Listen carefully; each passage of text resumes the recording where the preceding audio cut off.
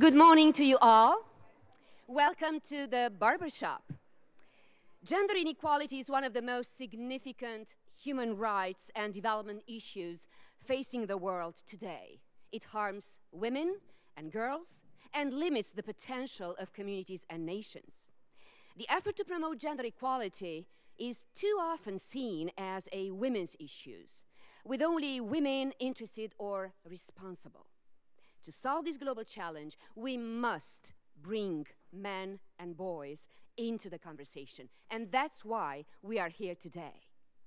With this event, we want to change the way men talk about gender equality and engage themselves.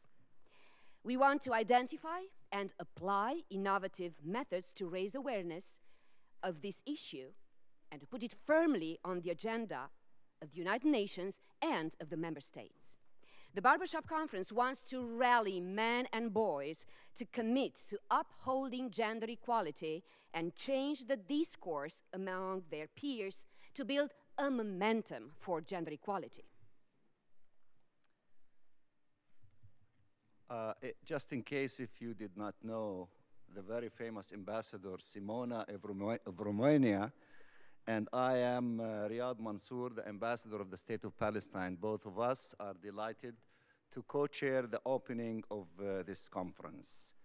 And the first act I do, he for she, yielded to her to take the first lead in beginning this conference, welcoming, the distinguished members of the panel here on the podium, ministers, President of the General Assembly, Deputy Secretary General, and others.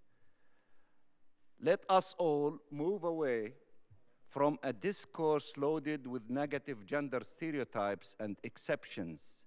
Let us generate a positive transformation of social norms. The focus of this conference is ending violence against women and girls, the most pervasive violation of human rights and an unacceptable manifestation of gender-based discrimination and inequality. This is a way to honor the 20th anniversary of the Beijing Conference. This is also a way to honor the UN Women's He for She movement that is engaging men and boys as advocates for gender equality and women's and girls' rights. So let us all gather here today, men and women alike, harmonize our visions, ideas, and plans to find the right way to eliminate violence against women and girls with the support of men and boys. For starting this crucial dialogue, let both of us introduce the moderator of this conference, Ms. Femi Oke from Al Jazeera. You have the floor.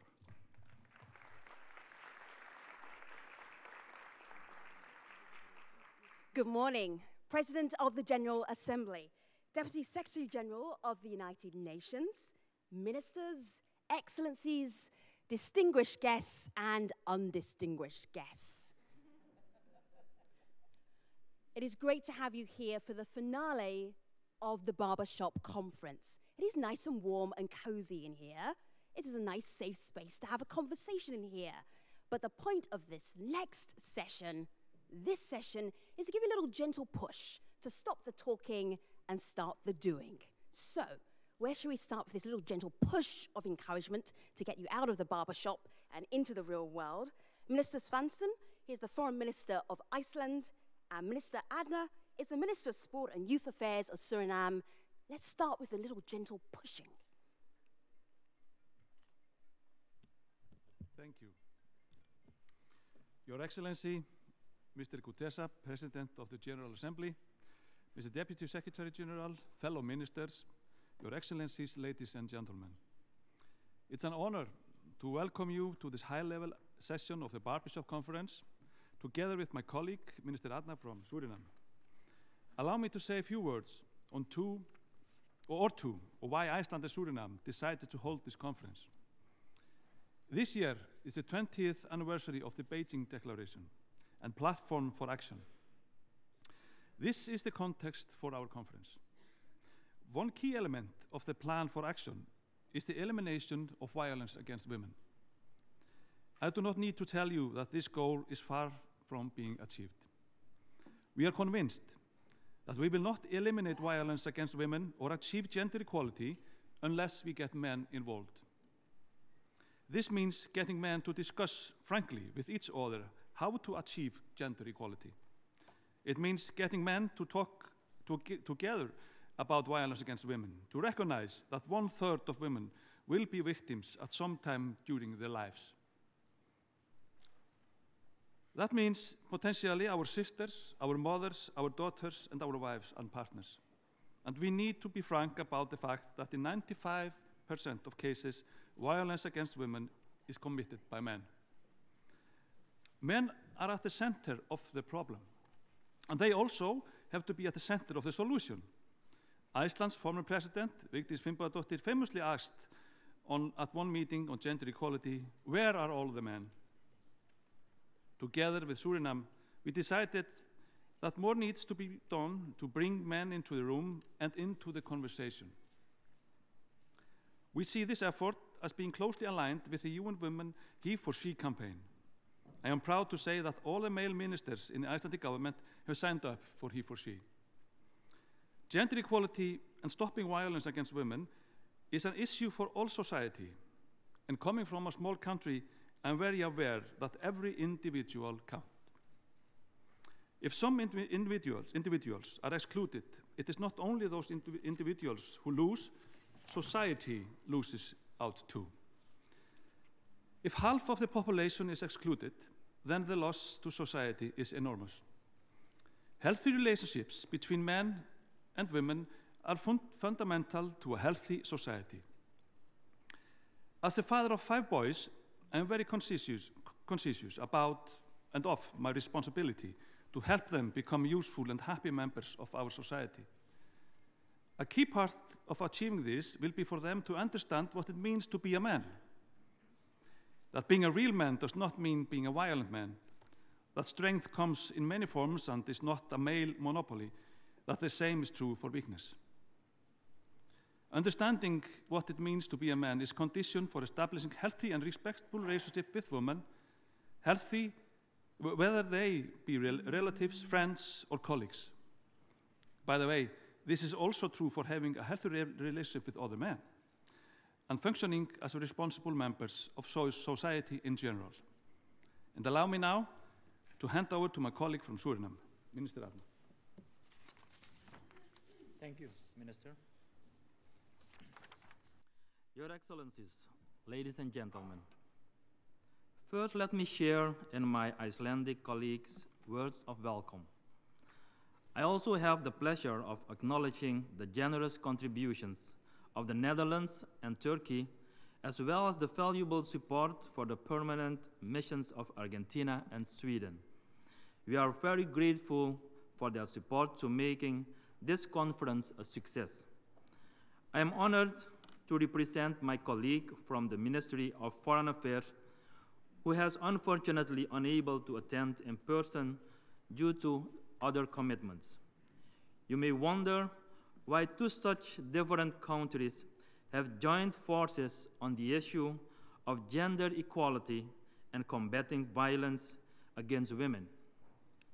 We in turn would curiously ask you, why not? I think it testifies to the fundamental issues that we are dealing with here, that 2 countries of apparently such different backgrounds can see the common cause and be prepared to work for it together.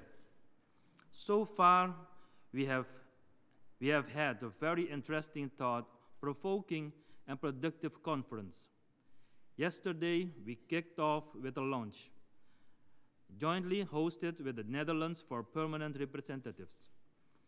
The session was led by Michael Kimmel, distinguished professor of sociology at Stony Brook University here in New York. With the assistance of permanent representatives from several member states as moderators, we discussed intensively on the challenges and opportunities in engaging men in gender equality discussions. We are particularly grateful to all the permanent representatives who attended. We firmly believe that personal engagement on this issue by permanent representatives will have an amplifying effect across the UN system. After lunch, we held a session called What Makes a Man? The session was well attended by member states and representatives from the UN system as well as civil society representatives. Under the thought-provoking guidance of Todd Minerson, a member of the Secretary General's network of male leaders, we had an open and frank discussion on the nature of masculinity. Yesterday evening, we gathered in an informal setting of a real barbershop in downtown Manhattan, where my colleague and I and many others had a much-needed haircut. Today, we have a really exciting program ahead of us.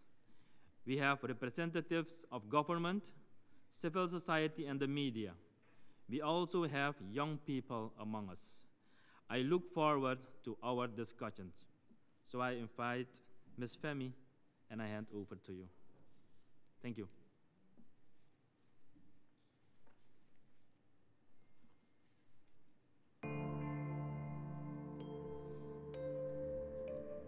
We show our manhood by how we treat our women, our girls, our mothers, our sisters. Violence against women and girls is a global problem. It harms women, families, communities, and societies. Domestic violence continues to be a massive, unspoken of problem around the world, of course. أنا أتمنى أيضاً لابنتي أن كما أتمنى للمرأة في العالم. It's an objective fact that if you want to solve some of these huge kind of bigger problems of extreme poverty, you have to engage the women, that they're the ones who will get it done.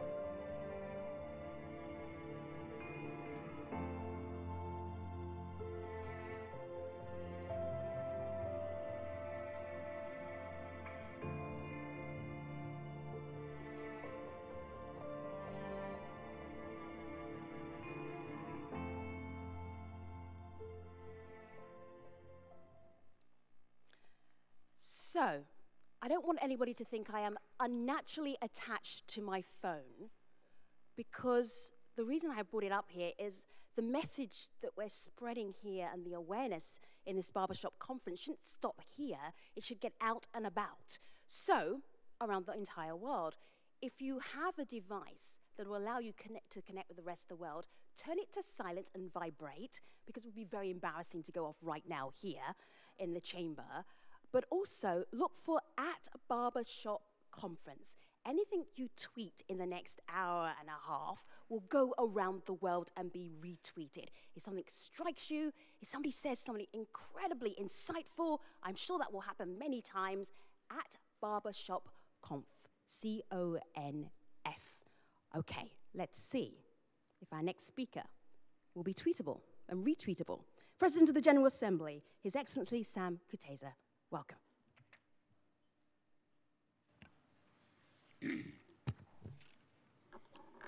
Your Excellency, Mr. Ghana Briggs Stevenson, Minister of Foreign Affairs of Iceland, Your Excellency Edward Berford, Minister of Justice and Police for Suriname, His Excellency Gabriel Workstrom, Minister of Public Health, Healthcare and Sports of Sweden, Excellency Mr. Jan Eliasson, Deputy Secretary General, Excellencies, distinguished guests, ladies and gentlemen.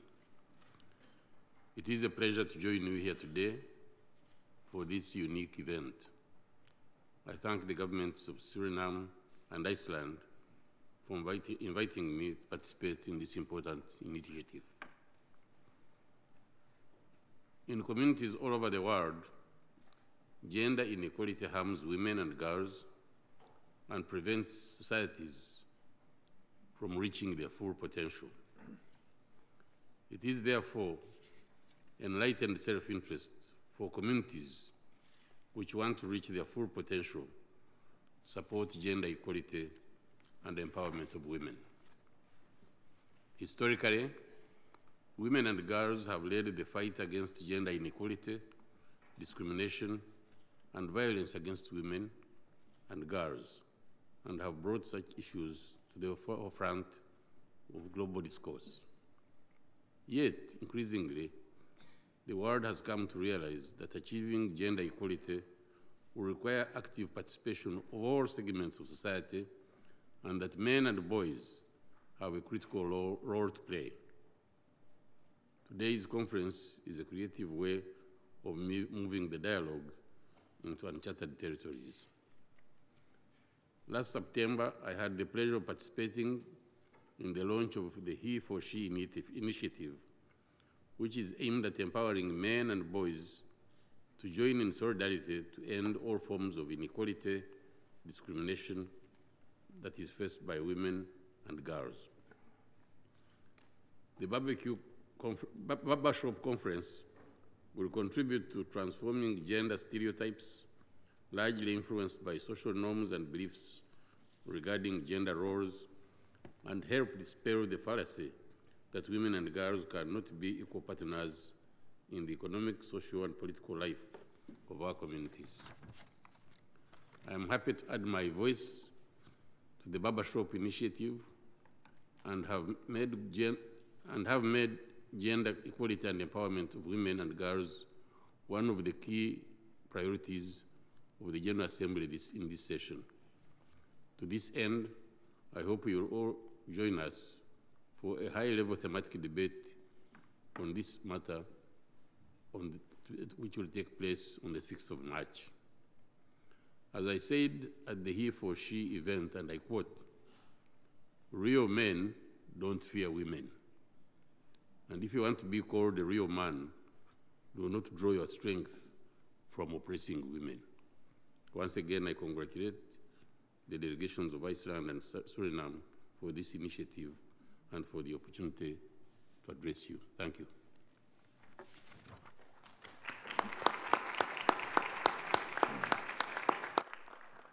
Thank you very much, Your Excellency. I was almost going to exit to go to the barbecue conference, but I will stay here for the Barbershop conference. Thank you very much indeed.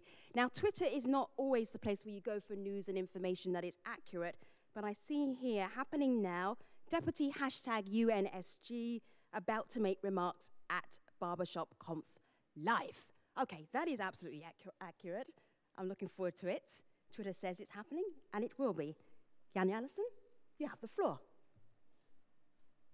Thank you very much, distinguished moderator. Mr. President, I think you gave a couple of good Twitter lines there at the end that I hope will be going around the world right now. Ministers, Excellencies, ladies and gentlemen, dear friends, it's a true pleasure for me to join you and be with you today at this very unconventional and innovative gathering. This must be the biggest barbershop conversation ever. We are in for a close shave. And today is one of the first times I have not felt uncomfortable at an all-male podium. Thank you very much for this. And I would first like to commend the inspirational leadership of Iceland and Suriname on this.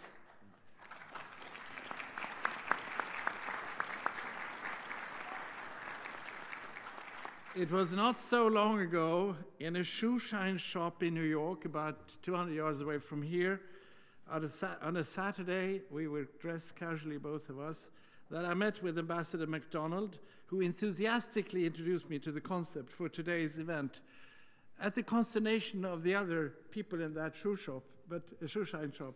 But he and my Nordic friend, my dear Nordic friend, Ambassador Gunnarsdottir, are the audacious driving forces, as you understand, evidently with the support of their governments, behind this groundbreaking forum. And I thank both of you and, of course, Iceland and Suriname for this. And you already got the applause that I would have suggested at this moment. But how about one more?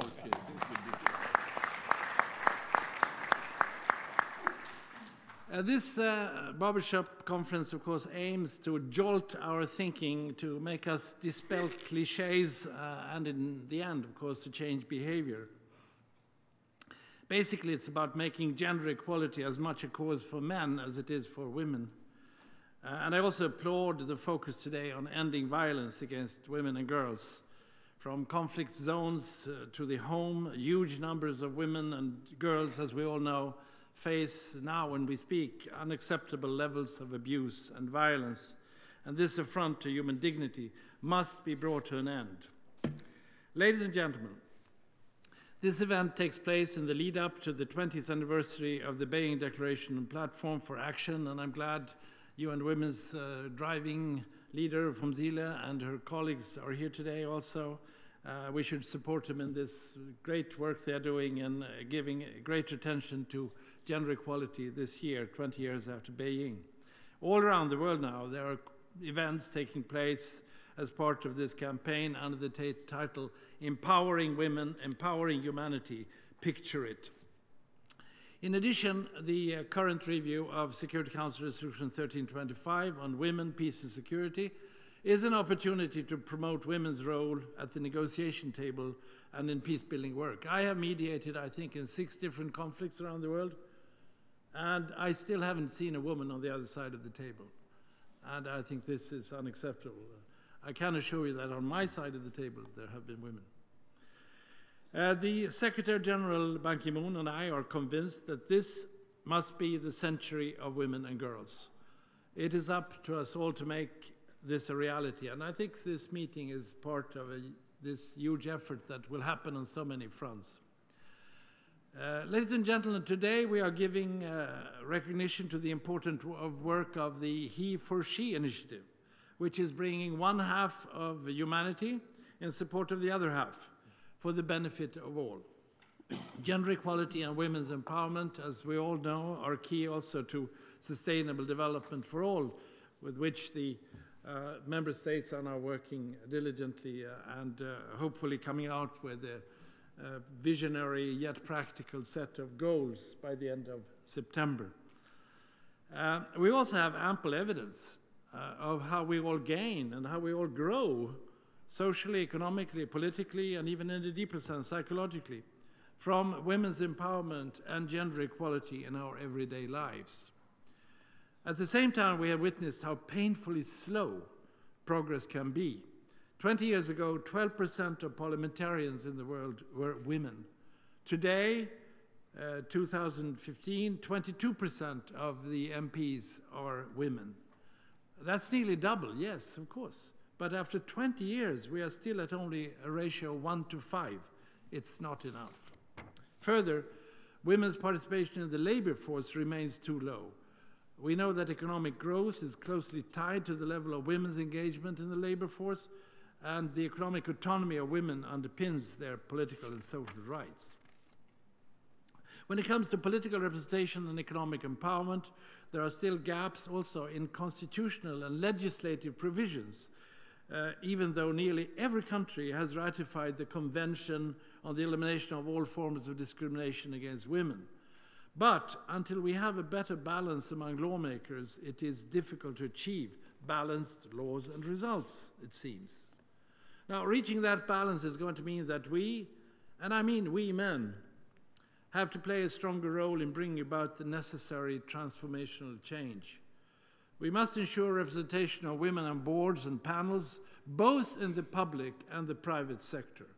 We must put an end to tolerance of sexist behavior or discriminatory practices against women. We must stand up against violence against women. In closing, I want to recall a defining moment for me personally on today's theme. I was in the 70s and 80s working with Prime Minister Olof Palme of Sweden, and he was once reviewing a draft speech with the title Emancipation of Women. And he looked at the draft and he looked around to us. You haven't understood what this is all about.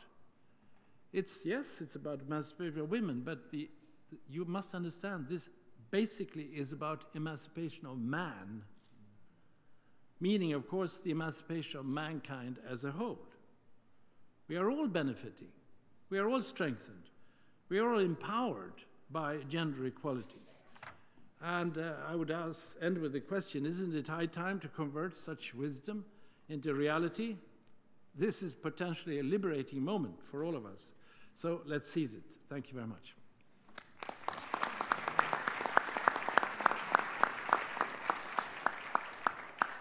Distinguished guests, ladies and gentlemen, it gives me great pleasure to greet the Barbershop and applaud you all for being here today, especially the men. When I address conferences on gender equality, there are usually almost only women in the audience. More than once, I have therefore asked, where are the men? That is why it's so important that you have gathered in New York today to discuss how we can engage men and boys to be more active in efforts to achieve our common goal, gender equality. I had the pleasure to make an opening statement at the 4th World Conference on Women in Beijing 20 years ago. I believe it marks some progress that the Beijing conference focused on women while you are convened today to discuss gender equality. It is a fact that men and boys are more active than before on this issue. That is inspiring. But unfortunately, we are far from where we need to be. I would like to underline the importance of education. Gender equality must be bred into us from an early age, through formal and informal education at home, at school, and in society in general. So far, women have certainly been in the forefront in the struggle for gender equality.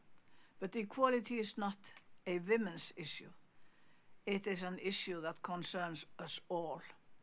It's a human rights issue. Societies as a whole reap the benefits politically, socially, and economically. It is not a give or take. Gender equality is simply good for us all. Opinion leaders, role models, educators, men and women around the world must join forces to bring about the change that we need.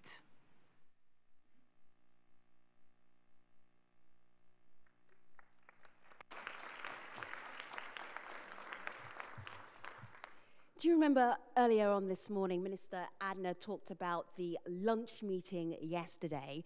I wasn't here yesterday, so I asked how it went. I'm not going to say who said this, but they said it was amazing.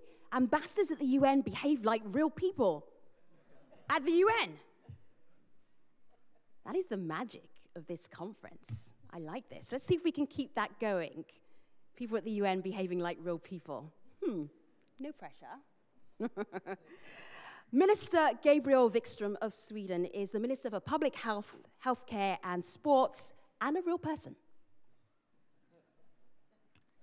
Thank you, and thank you for that.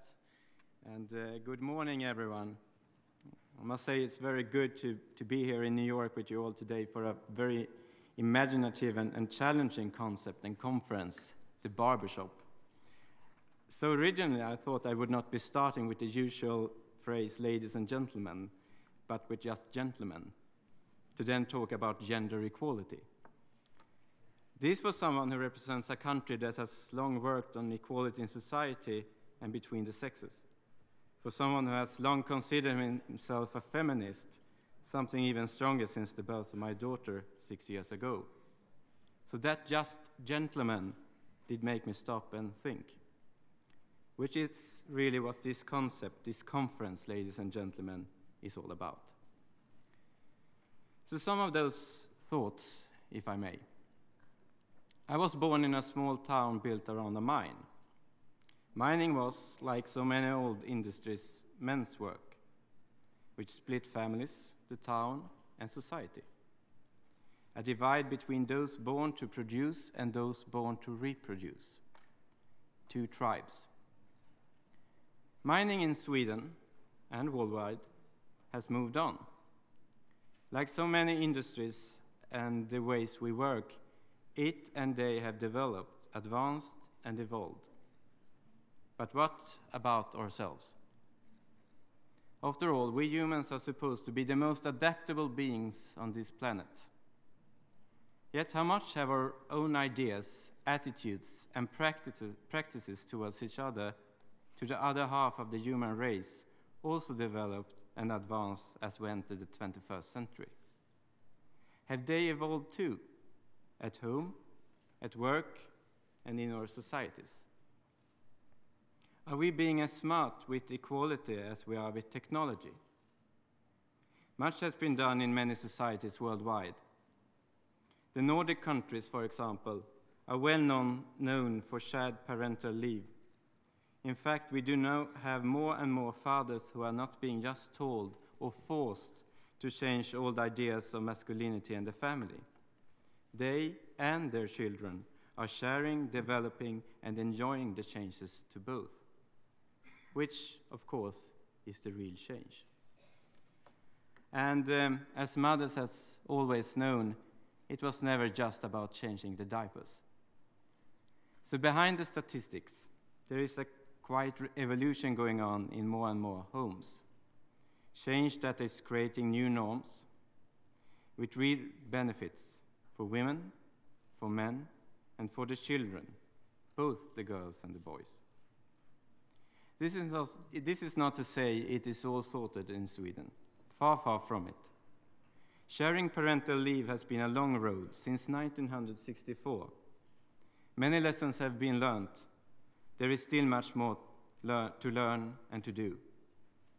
As in any country, developing smart, pragmatic policies takes time. They must adapt, develop, and evolve too, if they are to work. But without them, change may never come. Progress can be fragmented, slow, or even reversed. And all policies must have their beginnings. A very recent example is my government's initiative to take a perspective on gender in pursuing a feminist foreign policy. This ranges from working for women's rights and equal representation to the equal distribution of resources, or simply making sure we also focus on women and mothers caught up in the world's conflict zones. We know, of course, that just passing laws for gender equality is not a silver bullet. They don't deliver change on a plate, whoever washes it up. A vital element in their beginnings and in their development, success, and advances is, of course, the ongoing debate they create, which to work must include all those involved.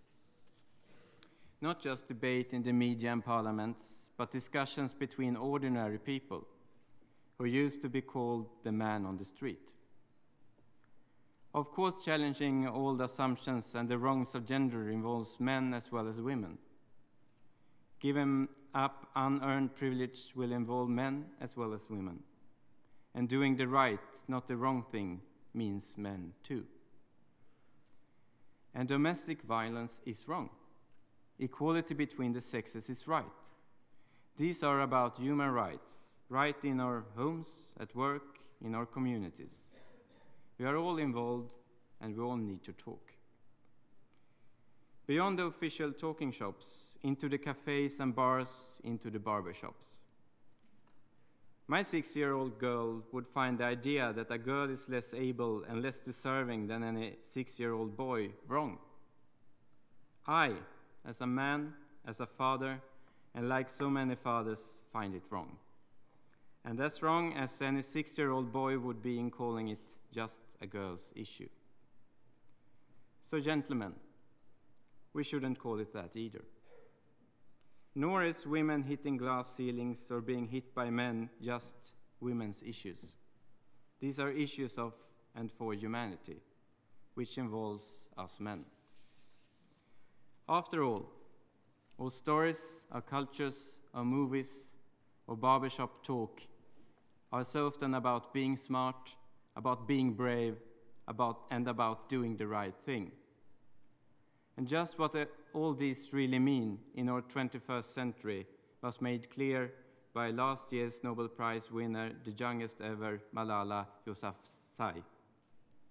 If a 15-year-old schoolgirl could speak out so intelligently for such basic equality for girls, fully knowing what risks she ran, then, gentlemen, perhaps we should really man up and start to speak out about and for women ourselves.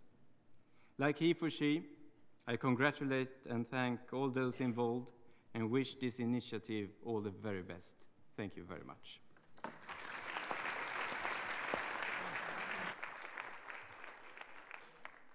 His Excellency Sergei Kislisa has 2 titles.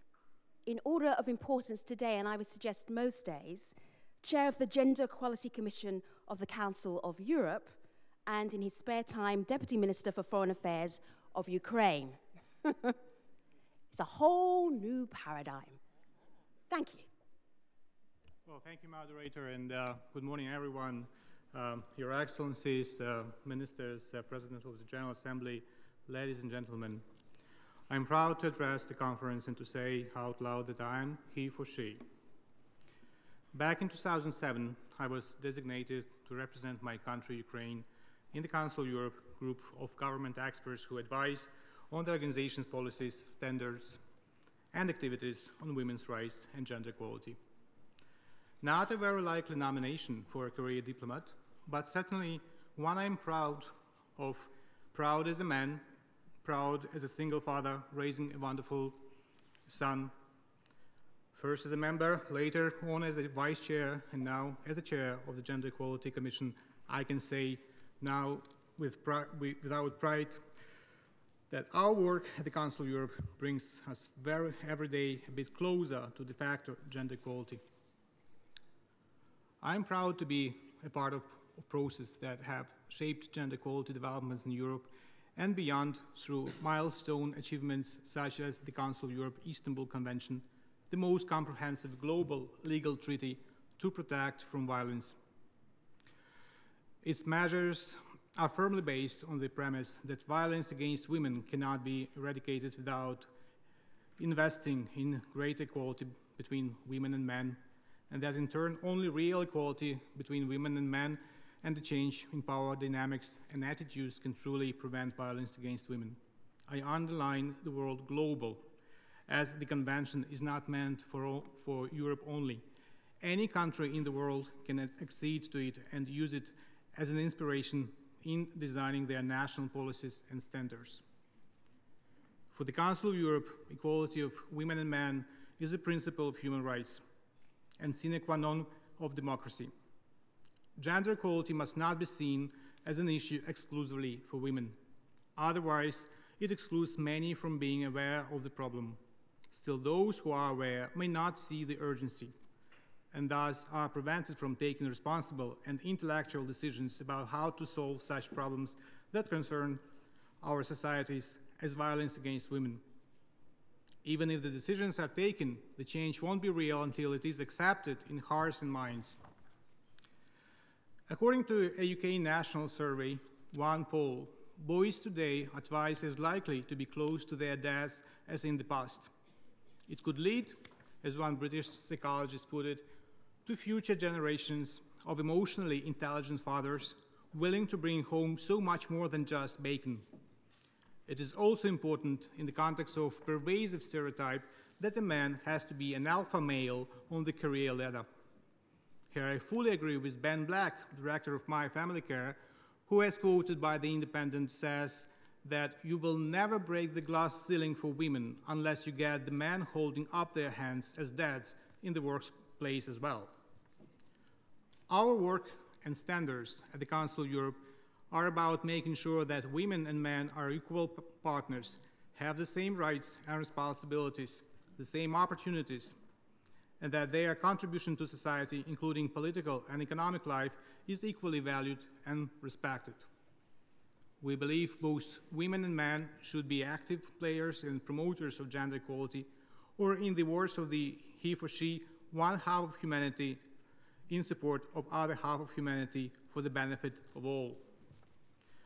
To achieve this, the Council of Europe promotes a genuine dialogue between women and men on the sharing of responsibilities both in the private and public sphere, challenging gender stereotypes and sexism, whether it is in the media or education, tackling the attitudes and assumptions, mindsets, gender-biased customs and traditions which contribute to treating women as subordinate members of the family or society, condoning and speaking up to challenge of all forms of violence against women, encouraging men to lead by example and be role models to lead the change together with women. Tragically, as seen in recent days, there is still a wrong pattern of manhood that is equated to violence. We all should agree and send a strong and clear message that there is nothing masculine or manly in killing women, cartoonists, journalists, Christians, Jews, Muslims, Roma. In the book Half the Sky, Turning Oppression into Opportunity for Women Worldwide, Nicholas Kristof writes, "In the 19th century, the central moral challenge was slavery. In the 20th century, it was the battle against totalitarianism. We believe in this century, the paramount moral challenge will be the struggle for gender equality around the world. It is a paramount challenge indeed. We will need every single man to sign up to the he for she, and I have, and I'm proud of it. Thank you."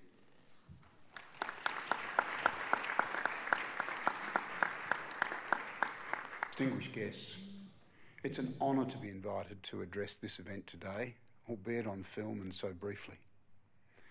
By every credible measure, women are denied opportunities that are accorded to men as a birthright of their sex. Women face barriers, sometimes tangible, often subliminal, that constrain their lives and their contributions to the development of our world. I've seen firsthand great violence perpetrated against women and children, almost entirely by men, in war zones around the world in the course of my long career as a soldier. I've stood beside the shattered remnants of families, crushed by the crimes committed against them, despairing that they will never be able to live in hope again. And I have come to understand that the terrible things that happen in war zones, murder, rape, assaults, the stripping away of dignity, the absence of hope, they are just as much present in our own civil communities, even our own families. It's just that these terrible things happen behind closed doors, away from the lens of a war correspondent, ignored by neighbours or even family members, unspoken, but just as life-shattering. The statistics are grim. In Australia alone, one woman is murdered every week by a current or former partner. 1 in 3 Australian women over the age of 15 have experienced physical or sexual violence at some stage of their lives. Recent reports in Australia show that 1 in 7 boys aged between 12 and 20 believe it's okay to force a girl to have sex if she was flirting. 1 in 3 boys believe that violence against women occurs because the woman provokes it. If Australia is indicative, then these statistics would suggest that the beliefs among males on gender equality around the world is deeply flawed.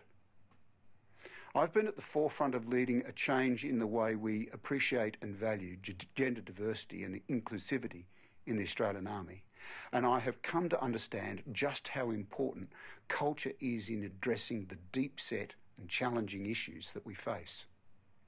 Culture shapes our perspective of who we are, as members of our various nations, as members of a particular profession. It's usually intangible, a sense of identity, a shared but often unspoken alliance with others of our group, and it is founded on the stories we tell each other about ourselves. In the hands of some, these stories become exclusive, not inclusive. They reinforce a view of us and them. In hyper-masculine environments, like armies, them is defined by being physically weaker, not drinking like a man, not bragging of sexual conquest, being more introverted or intellectual, and of course, being female. So among other measures to improve inclusiveness in the Australian Army, I found that openly challenging the stories we tell each other about ourselves is necessary for meaningful change. It takes considerable courage to challenge the deep-seated national and organisational narratives from which many individuals derive their identity. But these narratives often exclude women, and change is impossible without it. But this is not enough. It must be accompanied by action to intervene to prevent violence against women wherever and whenever it occurs, because it is not enough to just abstain from hurting women and to say the right things. It requires men to recognise that the standard you walk past is the standard you accept, and that you are judged not just on your actions, but on how you allow others to act. This is a great cause, and I wish you every success. The world needs your energy and your daring.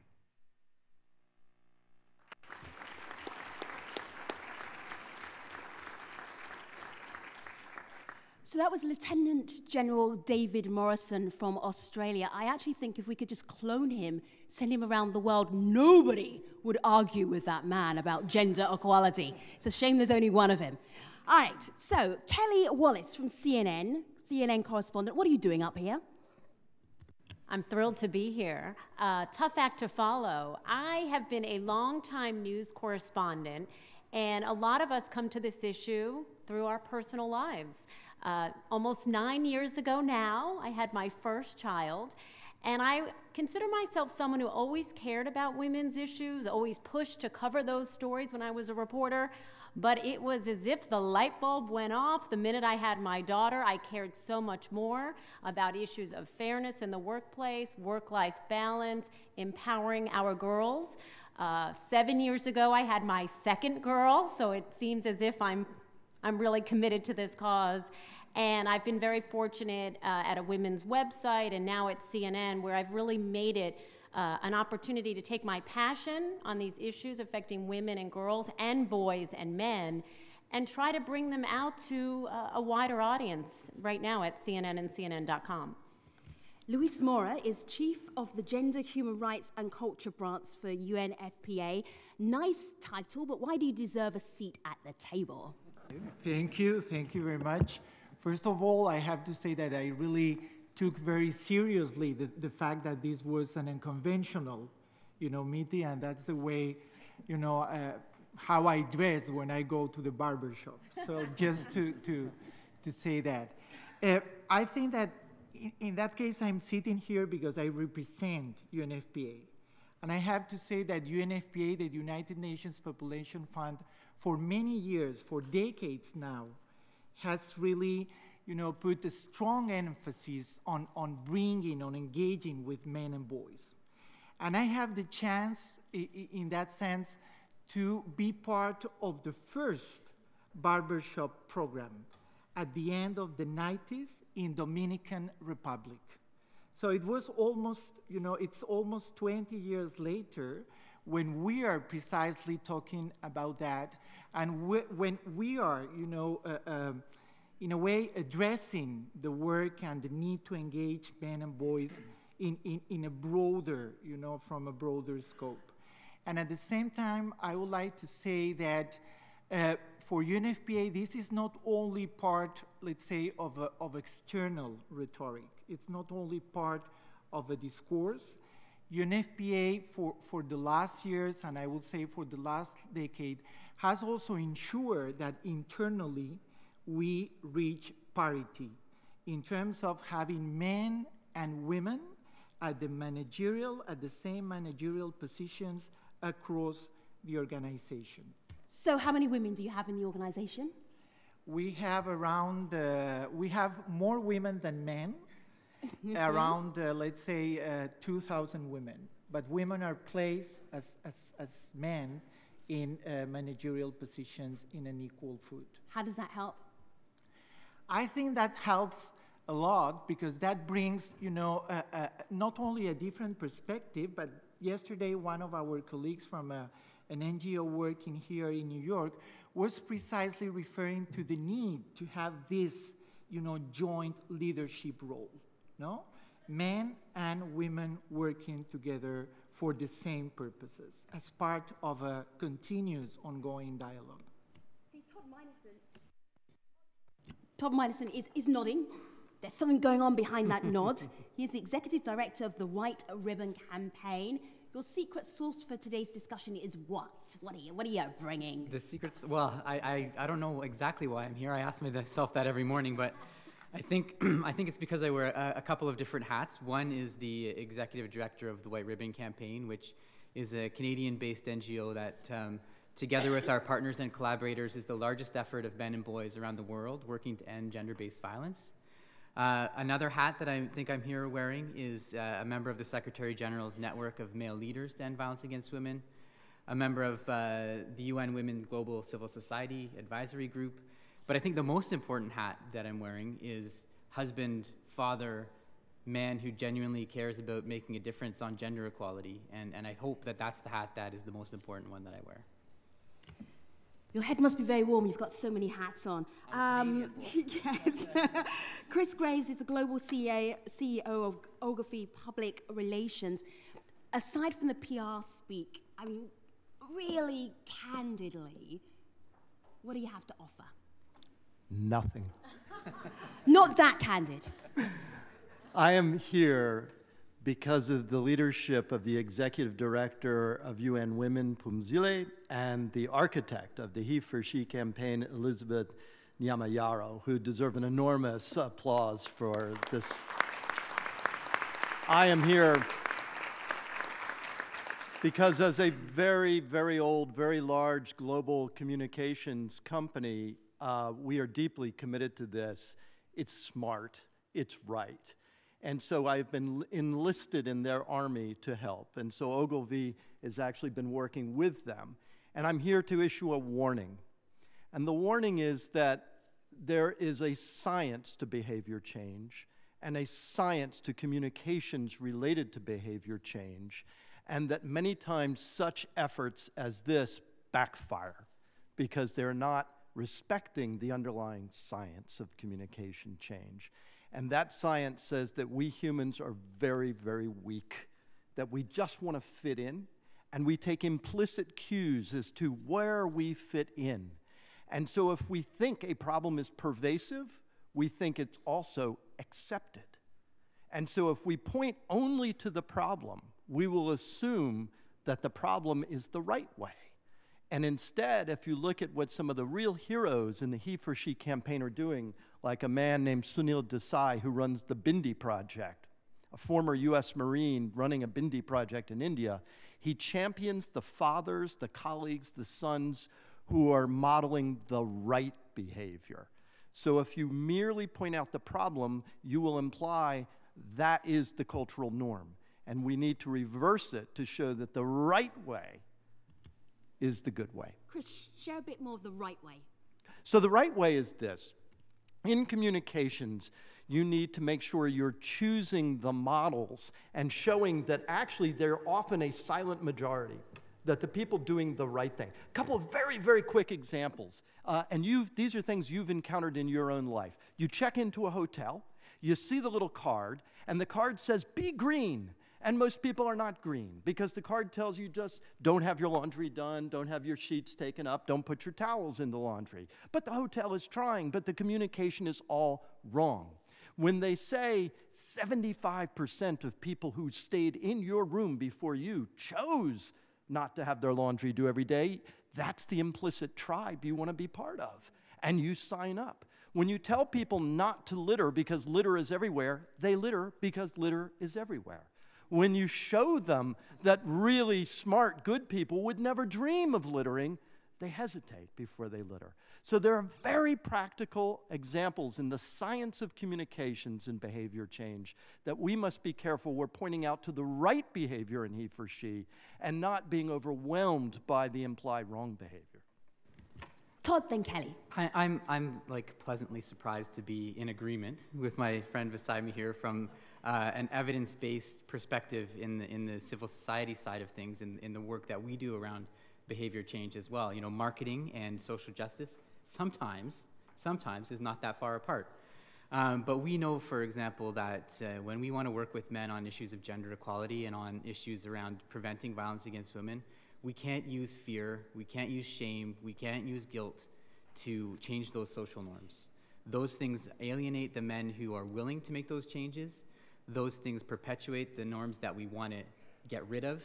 And what we find in working with men is that what we actually need to do is show them the roadmaps of how to get there, to validate the things that they are doing around gender equality, and to push them further and farther in those efforts. For that way. example, we're looking for practical examples today, because everybody here is like, this is great, I'm inspired. How do I do it? Well, I mean, one thing that we have to push men towards is that this is not, we're not going to solve the scope of this problem by clicking a like on a social media page. That it's a lifelong change that you need to embrace and look at in the way that you engage the world as a father, as a family member, as a community member, as a business leader, as a faith leader, that in all of those realms, there's practical things that men can do to make a difference. And I would just chime in, I mean, the role of media is so important here. Oh, is there too much? Todd, turn your mic off. There we go. And for a number of stories I've done, I can't tell you how many men I hear from who get so frustrated with the caricature of the bumbling dad who doesn't know how to make breakfast, who can't figure out how to get the child to school. And if you look at television, if you look at film, you look at commercials, for such a long time, you didn't see that dad that was very involved and an equal player in the household. Or maybe it was the stay-at-home dad while his wife was out in the workforce. I think we're seeing change, and brands, for sure, I think are recognizing the power of these men who are engaged in their household lives and the household decisions. But I think our boys and our men have to see it more, certainly, and then they can be it. And it also comes to in our families. I mean, we know that the more involved our fathers are in our children's lives from the earliest time, that really impacts their view of masculinity and what it is to be a man. I mean, we were talking about it. If you see your dad changing the diapers, making breakfast, my husband and I are juggling the morning just like every other household pretty much, I have to believe that boys who grow up in those environments are going to have a different view of what it is to be a man and what masculinity is, as opposed to some of the images that we continue to see where you have to be strong and man up and be tough. I think they'll develop a different portrait of what's possible, and that would be so healthy for them and for gender equality and society in general. I know, Todd, you want to interject, but let Louis go first and then Todd second. Yes, thank you. I think we also need to understand that men are not homogeneous, an homogeneous community. So in that sense, we also need to look at the different roles men play. Men can be, and at UNFPA we have been working with men, as partners, as husbands, fathers, etc. Men can be also agents of change. So, yes. I love these generalizations, not. Uh-huh. We have been working with men and husbands. And what work? Okay, let me just give some examples, because sometimes it's not so complicated. No, sometimes naming things in a different way can change a lot, and I will give you an example.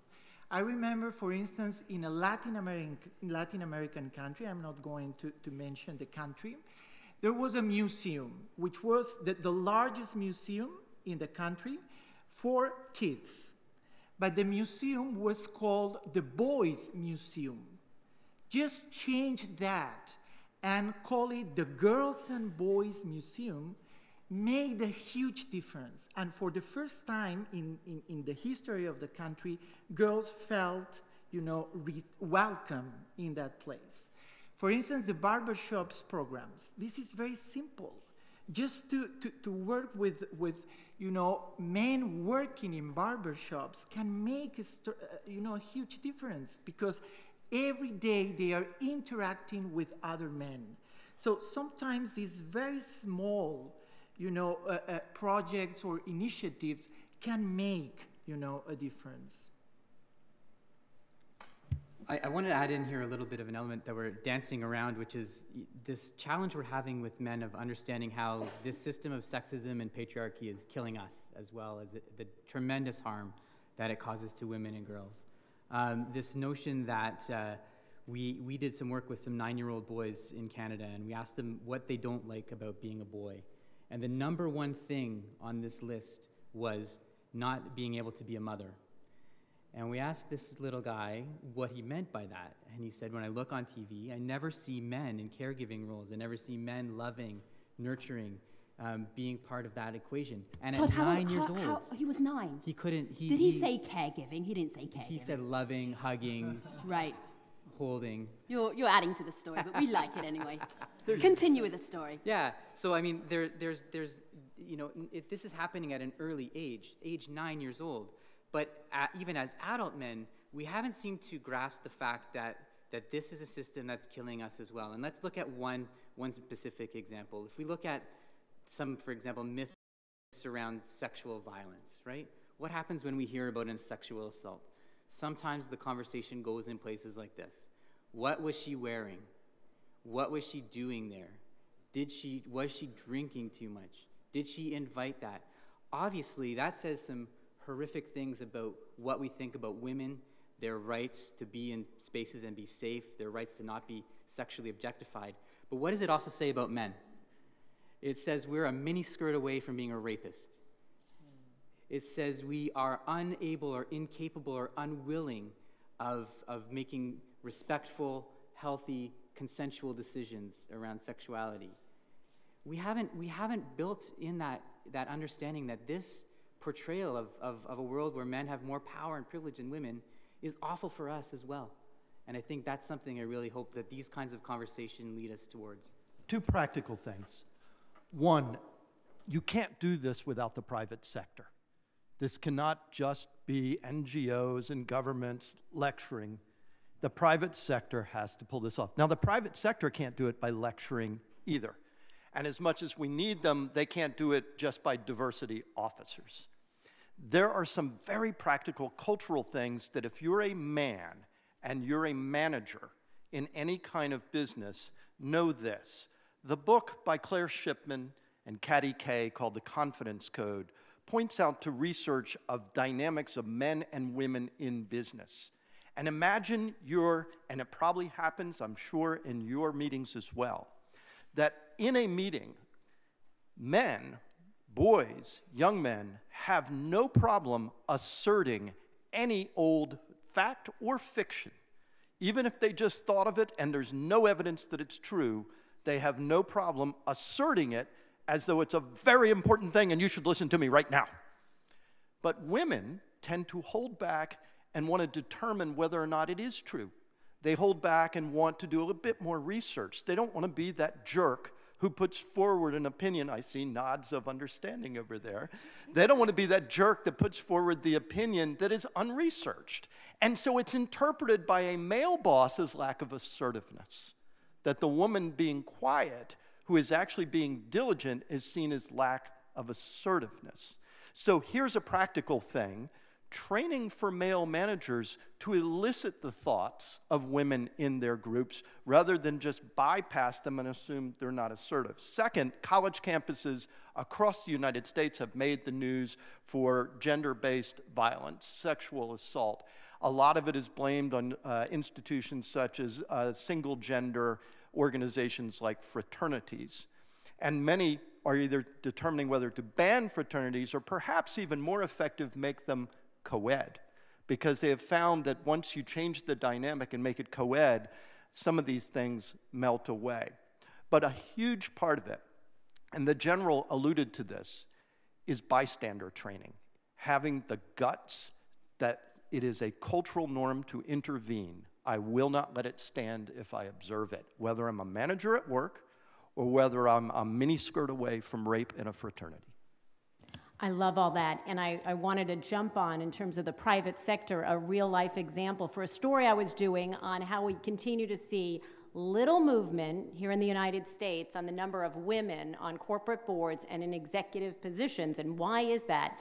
And the CEO of Kimberly Falk, which actually has a good number of women on boards and in executive positions, says it really does come down to continuing to have that conversation and in that bystander role, think about what you can do and do more of it. He said, I thought I was someone who was really doing a lot when it comes to gender, but my board was saying, no, you're not doing enough, you're not doing enough. So he told this story of how he had one of his executives wanted to hire a female national sales manager. So his team, he said, go look out for candidates and let's see where we go. So the team comes back and says, sorry, boss, we can't find any good female national sales managers. And the boss said, really? Why don't you let me interview all the possible candidates you found, and I can make the decision? Well, guess what? They quickly went and found some female candidates that he could interview, and he found the candidate. So the point is, they thought, well, we're not really going to find a person who's qualified. There aren't enough people out there, and it requires, like you said, the bystanders and the managers to do more. Another story, Harvard Business School, looking at the issue again about men and women on corporate boards, asked board members, why aren't there more women on corporate boards? The men said, not enough supply. We can't find enough good candidates to be on the board. The women said, are you kidding me? It's we can't get in there. If you don't change boards, if you only change boards every 10 or 20 years, if you only look at corporate CEOs, how are we going to get in? So it requires the managers, the bystanders for that bigger thinking. And my final point, I'm hogging here because I have so much to say on this, is the issue of fairness. That Kimberly Fox CEO said, it's about finding the best talent, really. If you are going to pick a team, and you're going to look at everyone in this room for the team, and then someone else is going to pick the team, but only look at the men, who's going to have a better team? The person who looked at all of the people in this room and found the best talent in this room, as opposed to the person who just cut off 50% of the room and found the best talent within there. So I thought that message is so key too, because people get put off about, oh, we just need to add more women. No, we're talking about finding the best talent and looking at the pool of men and women to find that talent and fill the slots. Lewis, wrap us up, because we have to go. Thank you. No, I think this let's say, formal activities or interventions regarding standards are extremely important. But we have also learned over the last 2 decades that all the investment in terms of developing policy frameworks, legal frameworks, et cetera, is not enough. And I think that we also need to move the discourse from this emphasis just on legal policy, programmatic frameworks, to understanding gender equality. As it was referred this morning, gender equality and engaging men is also about transforming hearts. And I think this is the real message. And we do not transform hearts through just, let's say, policy, legal, and programmatic frameworks. And this is the challenge now, how we transform hearts in order to make, as the Deputy Secretary General was saying, the President of the General Assembly was saying, the 21st century, the gender equality century. All right, so Lewis from the UNFPA talked about a barbershop program that they have been running for 20 years. I want you to see that, but before you see that, I'm hoping that some of your hearts have been transformed by Kelly, by Lewis, by Todd, and Chris. Gentlemen and ladies, your panel.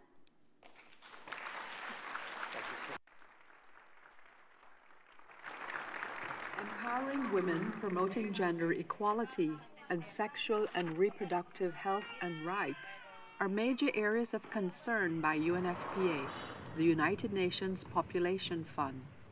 The aim is to reach out to men, especially young people, to change their attitude and behaviors towards women and girls, and challenge unequitable versions of what it means to be a man. We are aware that we can reach thousands of young people through these specific sites. And barbershops and hairdressing salons tend to be very friendly towards their clients, whether they are adults or whether they are young people. Barbers like Stephen and Richard are trained to educate customers on how to treat women respectfully. Not only are men educated about relationships with women, but they also receive information on how to prevent HIV and AIDS, teenage pregnancy and discuss issues like violence against women.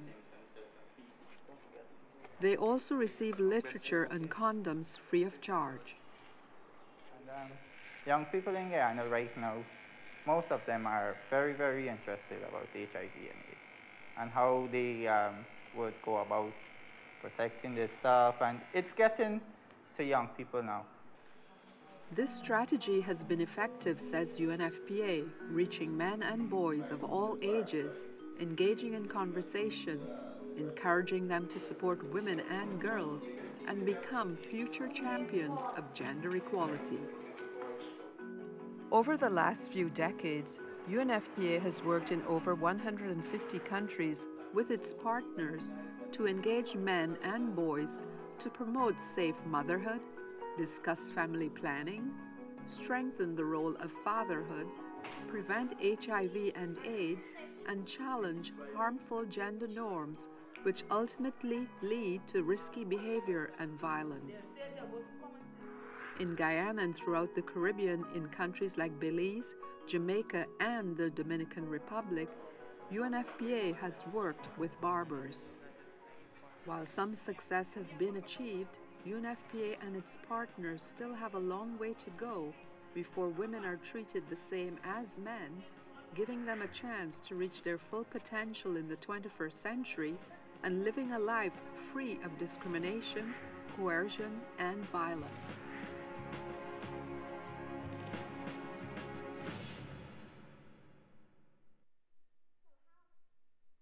So, how is your energy level in the room? Are we doing okay? All right, nobody's flagging. All right, maybe some flagging over there, but not for long. You're about to meet Magnus Fething. He's an actor, a producer, an entrepreneur, and an athlete. Hold on to your seats. I warned you.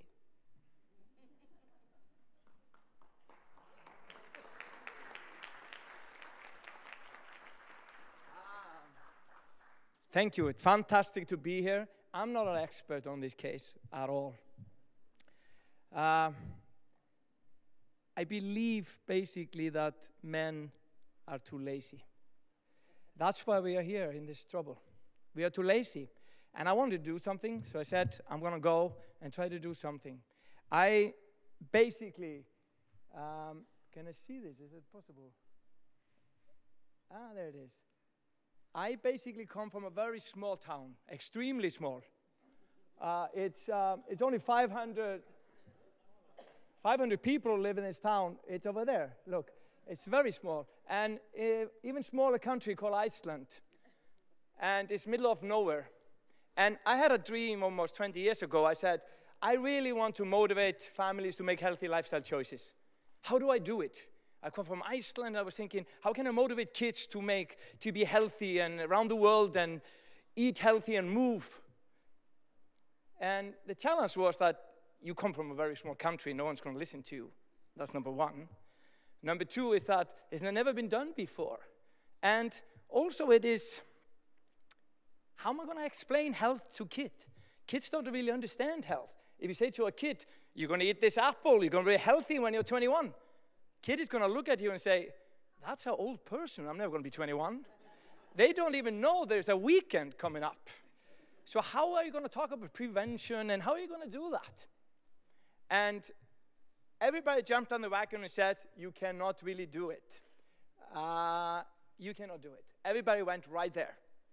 And I didn't give up. I said, I'm going to do it. I believe if you start early to talk to motivate kids, you create role models, positive role models, things will change. This is going to happen. That's why I'm extremely happy to see young kids in the audience. Max. Because we are almost too late to change me. I'm lazy. So the new generation, we need to educate the new generation to take this topic and change the world.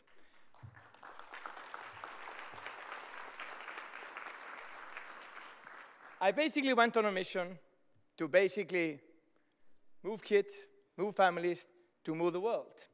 And what happened, I created the only entertainment brand dedicated to kids' health in the world called Lazy Town. And yeah, the name, of course. It went to 500 million homes, 170 countries, and won a lot of awards, BAFTAs, et cetera, et cetera. What's quite interesting about this is that now millions of kids are making healthy lifestyle choices because of Lazy Town. And they are basically moving more, they are eating fruit and vegetables, we basically took education about healthy lifestyle and make it entertaining. That's what we did. We never really spoke about the problem. So that's why I think they are correct, the panel, when they're saying, don't do this, don't do that. People don't want to be told what to do. You want to lead by examples. And basically what happened, it worked. Why? Because we started early and we had positive role models like Sporgus and Stephanie's and they lead by examples. They are role models with no superpowers. They eat healthy and they move. And kids love to imitate it. They even have sounds. Kids love sounds. So what happens is that they eat sports candy instead of fruit and vegetables. Sports candy is totally different. Impact around the world. They're bringing me fruit and vegetables wherever I go. I was in my hotel room in Chile. There was somebody cleaning my room, says, oh, por favor, Sportagus. Are you Sportagus? So picture of Sportagus. I said, yes. Oh, can my kids see you? Because they love the show. I said, of course. I finished work at 5, bringing them to the lobby of the hotel. And they say, yeah, they're doing movement. They're 3 years old. They're doing push-ups and jump. They want to show you. Fine, let's do it. They called me from the lobby at 5 o'clock. There's a major crisis in the lobby. You have to come down immediately. There are 120 kids in the lobby doing push-ups. I came down. There was like 120 kids doing jumps.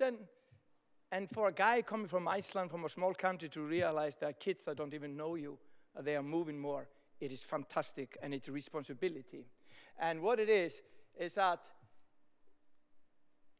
government now are seeking advice because they know the research shows that if you start early, things are going to change. David Cameron, Colombia, Germany, Italy, Philip Calderon, Mexico, Spain, Chile, even the White House.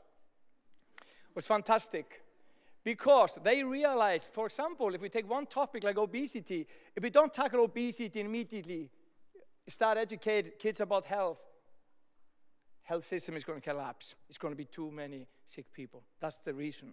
So why am I talking about this here? Because you are all healthy and we are all fine.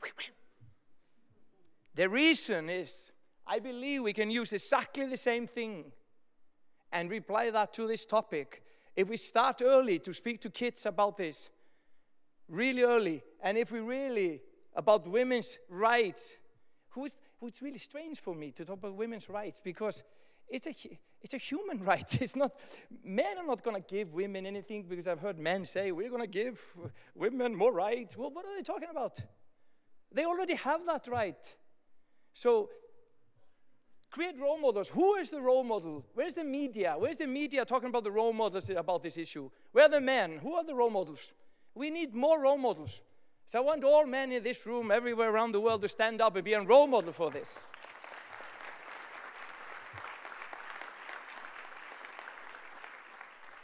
Can you take the ugly guy off? Yeah. People ask me, are you never lazy because you created something called Lazy Town? Do you never sleep in the middle of the day on the couch? And I say, that's not lazy. That's healthy, actually, to take a nap. You are lazy when you don't care anymore. You are lazy when you say, I'm not poor, I don't care about poor people. Or I'm not old, I don't care about old people. Or I'm not a woman, I don't really care about women. Or you say, I don't live in that country, I don't care about that country. You are lazy when you don't care. And I believe that you have to care. You really have to care. But the good news about this, there is a good news. There is a very good news. We know exactly where we are going. We know exactly that this should be equal. We know it. So it's not like we are like, where are we going? What is it? What? We know exactly where we are going. So only thing we need to do to don't be lazy. I need help. Can you help me now? Thank you. Look, let's say as we lean forward like this, you should always lean forward like this when you talk about this. Always. because then the status quo. We cannot lean backwards, because then we go back. We need to lean forward, because if we know where we are going here, we know where we are going, we do this, and I let go, automatically he's going to step forward. Thank you.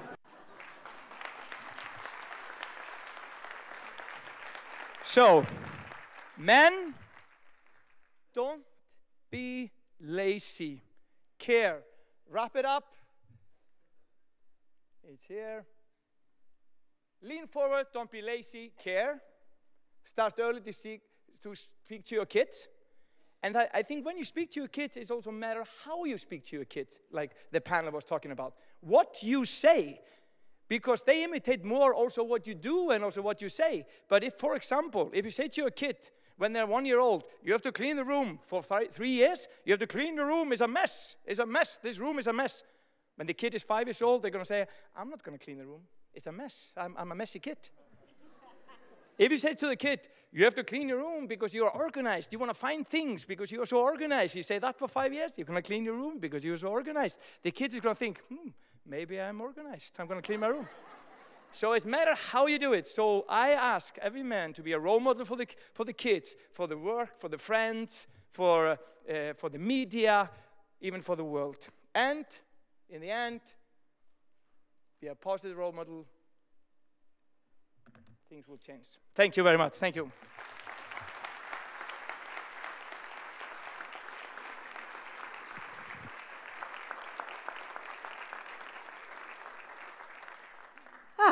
That was a workout, just watching that. All right, so Max Bryant is a youth advocate for girls' education. Max is 13. Come over here, Max.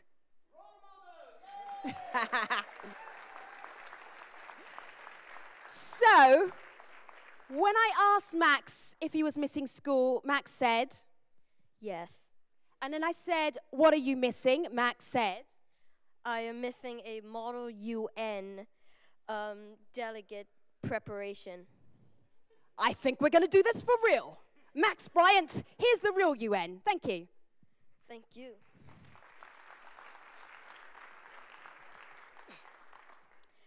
Thank you for the opportunity to speak here today. I'm honored to be here today at the Barbershop Conference. Since I am 13, I'm not really ready for the barbershop, so I'm about to give you a view from the classroom. I'm not here because I feel sorry for women who do not have access to education. I'm here because I think it is unjustifiable that people can be denied education because of a single different chromosome.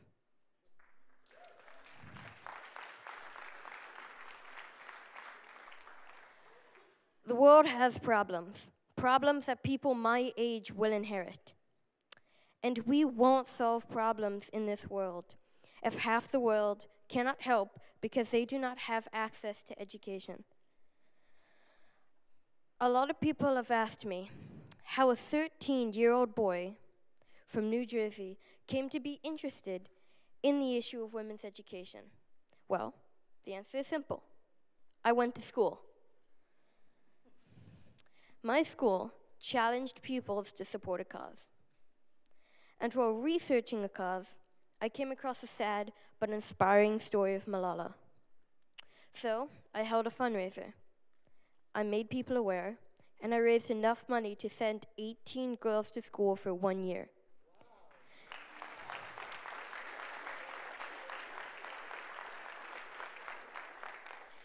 Did I change the world? No. I wish I did. Did I make a difference? Yes. To those 18 girls, that 1 year of education made all the difference in the world. So, the question is, how do we get more boys my age to care about girls' education? I don't think it is difficult. I think boys, just like me, would care very much if they could just see the problem. They're simply not aware. So, let's make more boys aware. Let's teach the subject in classrooms. Let's use social media in schools to allow all school kids to ask questions and even video conference with children just like them. but who have been denied education because of their gender or their cultural norms. And most importantly, let's make sure every dad in the world can teach their sons the importance of women's education as well. Because I hope that if we can change the ways boys think today, when I'm a grown man, we won't need a barbershop conference like this one anymore. Thank you.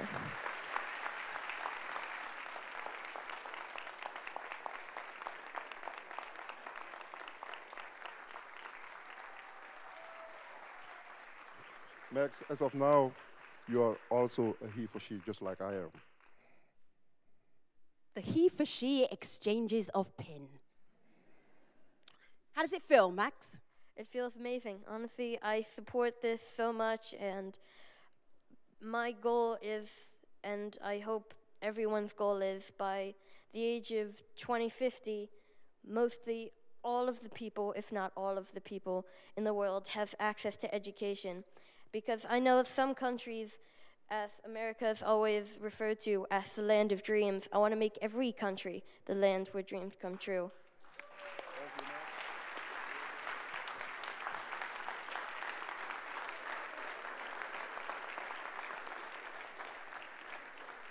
So Max, do you know everybody in this room loves you, apart from Kyle Guante Tranmaya, who is about to follow you. Who's like, how do you follow a 13-year-old genius? We will find out. Guante is a spoken word hip-hop artist. He's an educator. He is a writer. He's a social justice activist. He's going to do some hip-hop and spoken word at the UN. Guante, come up here for a second. He's like, oh, no. What's she going to ask me? What kind of venues do you normally play? Colleges, theaters, clubs, not this. How did you work out how inappropriate to be appropriate at the UN? I don't know if I have. We'll see what happens. All right. Guante, ladies and gentlemen.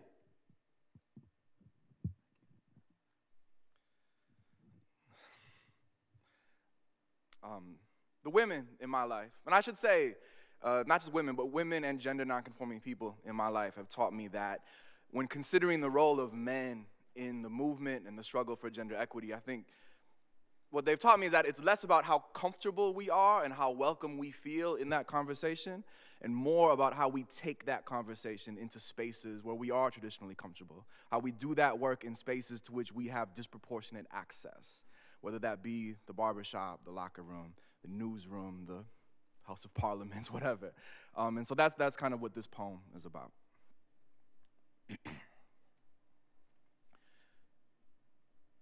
There is a conversation that never happened. Not even a deleted scene, more like a storyboard, lost, an idea cut from the first draft. You are co-starring, slouched on the futon while we watch the game, telling me about your new girlfriend. Or more specifically, about all the things you're going to do to your new girlfriend. Action. And part of me still remembers my lines, even though I never said them. That conversation, I just couldn't start for fear of, I don't know, awkwardness or damaging our friendship, or maybe just because the commercials were over. That one tiny gesture that might not have changed anything but might have. I remember how I never put my drink down, never muted the TV, and never said, man, the way you talk about her, the way you treat her, your hands are getting too big for your heart.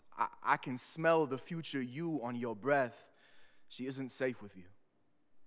And now it's 2 weeks later, and we're standing in my kitchen. That same silence between us. She didn't want to press charges, so you are a convict with sledgehammer hands and no boulders to break them on. And I am just remembering how we used to play football together. Numbers 55 and 56, both inside linebackers. I am remembering the dozens of conversations that never happened, the words oversleeping in the bed of my lungs. I am the least important person in this story, and part of me wants to believe that you wouldn't have listened anyway, that some evil spirit whispered itself into your skull. Part of me wants to believe that we didn't grow up 3 blocks from each other, that our eyes aren't the same color. Part of me is always repeating those lines, always reshooting that scene, always reminding myself that despite this guilt, I'm not a bad guy. You tell me that she never said no, that you're sorry, that you're not a bad guy. See, sexual violence, rape culture is silence. It is being able to see the future and not doing anything about it. It is believing the fairy tale platitude that there are good people and bad people, and that as long as you're not one of the bad people, your job is done, your conscience is clear. It is all of us swimming through the same polluted waters of beer commercials policing masculinity, and stand-up comedians making rape jokes to sound edgy, and media talking heads blaming the victim, and music turning women into objects, and language encouraging us to think of sex as violence. Bang, hit, smash. It is telling our daughters to dress sensibly and not walk alone at night, and telling our sons it is a conversation that never happened. And this is not an excuse for you. It is a reminder for me that while her silence will always mean no, my silence, this silence between us, will always mean yes.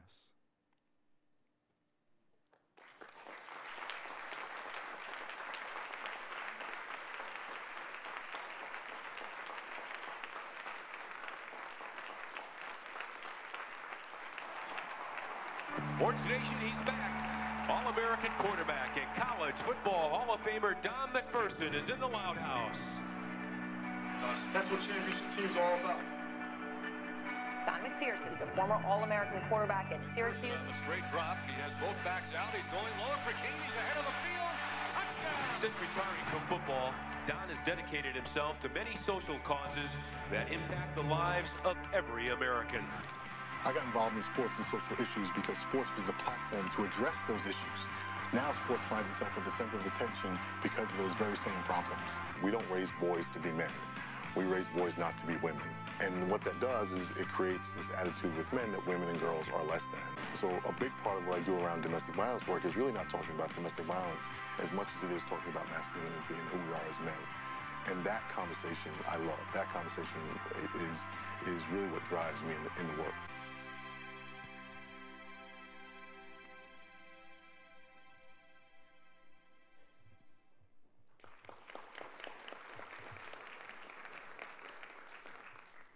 Good afternoon, or good morning. Thank you. The tough thing about being the last speaker of the 4 you've just heard is you learn 2 things. Number 1 is everything that needs to be said has been said. You have heard everything that is necessary to engage this work and to address this issue. The second thing that you learn is that I would much rather have had you introduce me. Yes, because well, we can do that. No, we don't have to do that now. There's one thing that this gentleman has on his biography that nobody else has, and it is he's a feminist. And that's really important, right? Yes. Okay. So, looking at the title of this and the work to engage men around gender equality, I think one thing has to happen first is that we have to look at that word equality. And equality, in my experience as someone who grew up, I was born just across the river here in Brooklyn, who grew up in this country, equality has not come to mean that we treat people with respect. Equality has become that we are the same opportunity to behave as the dominant group. And I go back to your remarks, and this is why I said everything that has been said about the science of communication, because I am an amateur scientist in that regard. I was a football player many years ago and got involved in pro-social programs around drunk driving and drug and alcohol abuse prevention, and the whole idea was that someone was going to listen to me because I played football. And I realized that we were using prevention language and scare tactics to try to help people make good decisions. We kept telling people what not to do to try to get them to make the right decisions. And that's the wrong way to go about it. And I was raised in this world of sports. And it's ironic now that we think that sports somehow is going to be at the forefront of preventing sexual and domestic violence, because it has that mantle, it has that place. But we're not teaching. And one of the reasons why, if we want to think that sports is going to do it, and we think that sports builds character and integrity and leadership and all the positive things, all the positive altruistic things that we've always said sports develops, if that is the case, why do we see the worst behavior coming from people at the very highest level of sports? The inability to confront each other, the inability to deal with truth. If it's supposed to teach men to be powerful and strong and live with integrity, why do we not see it happening there? I was raised in that world of sports. And I was raised with the language, you throw like a girl. I always ask men and boys, what was the worst insult you could hear as a little boy? You throw like a girl, you run like a girl. Two things happen in that language. And I come into this from a very simplistic place, because we all as boys have heard that language. It was supposed to make us tougher. It's supposed to make us stronger. It does two things. It creates that very narrow understanding of masculinity. Very few options of behavior. I have to be tough, I have to be strong, I can't show my emotions, I have to man up, I have to suck it up.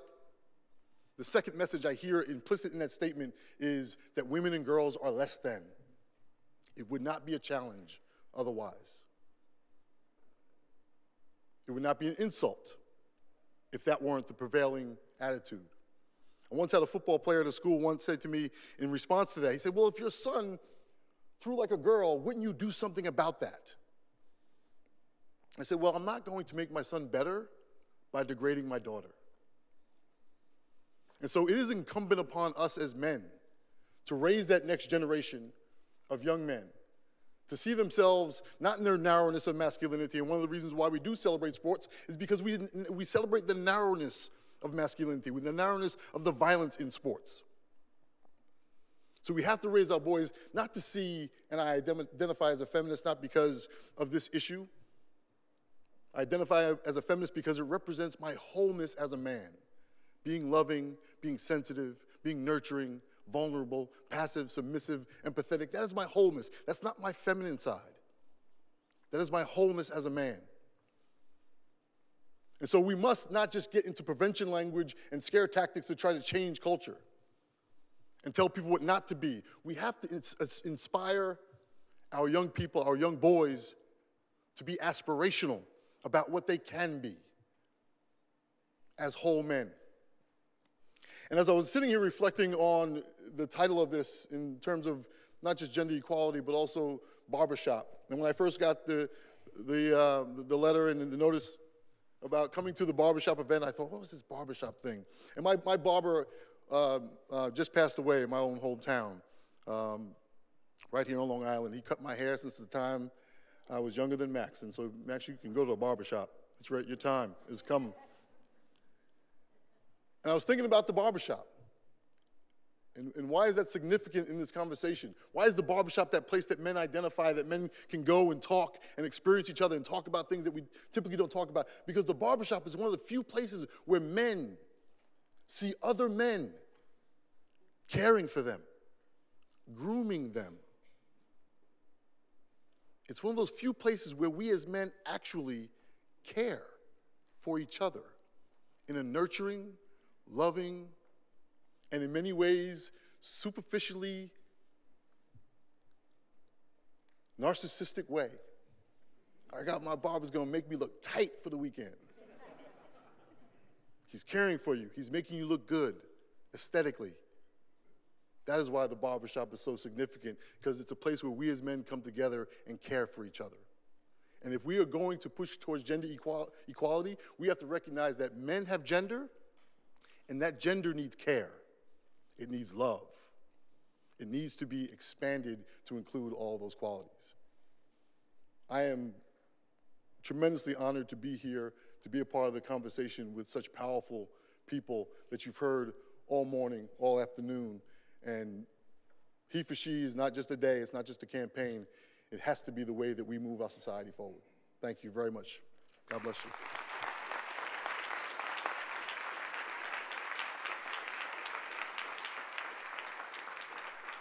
Apart from my responsibility as Minister of Foreign Affairs, I am also the proud father of a beautiful 18-month-old little girl.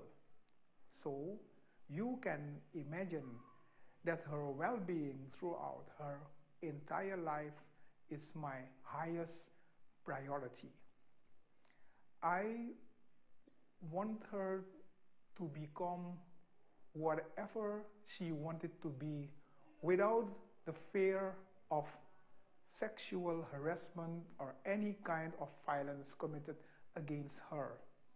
How can we as men stand at the sideline while our loved ones, our sisters, our mothers, our partners are not being treated as equal and with respect? And don't ever say, I don't commit violence, so this is none of my business. Let's take the challenge and talk to those men who do commit violence to change their behavior for the better. I challenged every man to be a he for she. Let's speak up against inequalities and discrimination faced by our girls and women. Supporting the other half of humanity will ultimately be to the benefit of all of us. I am committed for real change so that my beautiful little girl and other girls don't become statistics of sexual harassment, violence, or molest. Real men are committed for change, so be committed. Real men are those who value and respect women for real.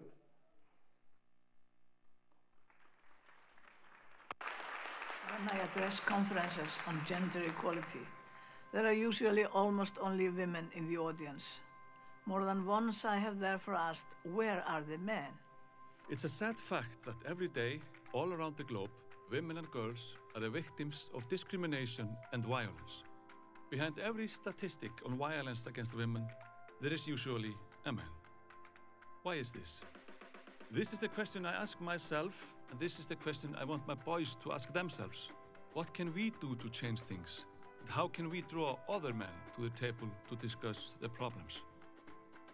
The Barbershop Conference we are hosting at the United Nations in New York is our contribution to the groundbreaking work that has been going on for many years.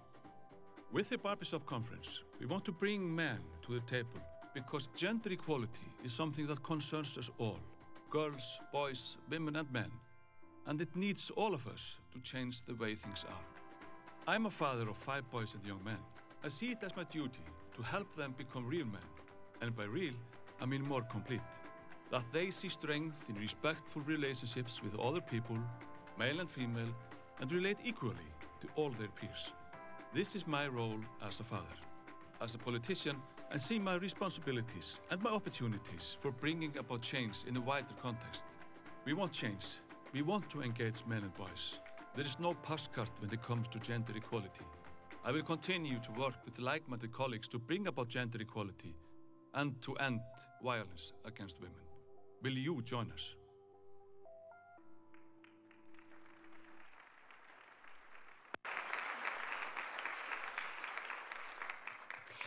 Ladies and gentlemen, let me first obey to our both charismatic and effective moderator and send this tweet. At Barbershop Conference, inspired by all of you, and happy to introduce ambassadors who commit now and here on engaging men and boys for gender equality. So I'm so proud of my colleagues, and I'll start with the permanent observer of Palestine, Ambassador Riyad Mansour, more famous than me.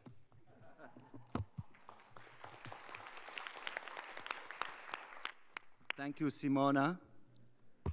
I am Riyad Mansour, Permanent Representative of the State of Palestine to the United Nations. I commit and pledge to exert all efforts to promote the principles of the rule of law based on women's rights and to improve the institutional mechanisms towards the achievement of equality of Palestinian women. To mainstream work focused on combating violence against women among the various governmental institutions, civil society members, and NGOs. To protect and support women who have been victims of abuse so that they may live in a society free from all forms of discrimination, a society based on equality, dignity, and respect for human rights for all. To promote the provisions of the Convention of the Elimination of All Forms of Discrimination Against Women, a convention that the State of Palestine is proud to be a state party to, and to exert more efforts to fully implement United Nations Security Council Resolution 1335 regarding women's participation in peace and security decision-making bodies, particularly in armed conflict institutions. And also, I pledge to continue washing dishes in our house and doing our more chores. And in our culture, when you have children, usually they call you Abu, the male boy, even if the boy is the third or the fourth child. My first child was a girl, and I refused to be called Abu Yazan.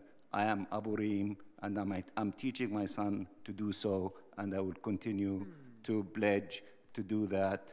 Women are half of our society, and they are, in fact, the better half than the men. Thank you.